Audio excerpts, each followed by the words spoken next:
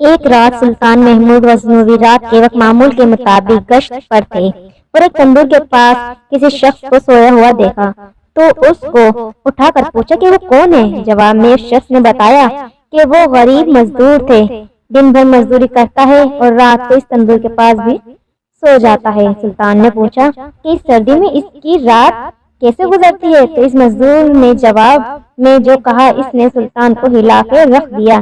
مزدور نے کہا جناب نصف رات آپ کے انداز میں گزرتی ہے اور بقایا نصف آپ سے زیادہ اچھے انداز میں گزارتا ہوں۔ سلطان نے بڑی حیرت سے پوچھا کہ وہ کیسے؟ مزدور نے جواب دیا کہ جب تک تندور گرم رہتا ہے تو میں آپ کے جیسی نیند سے لطف اندوز ہوتا ہوں اور جب تندور ٹھنڈا ہو جاتا ہے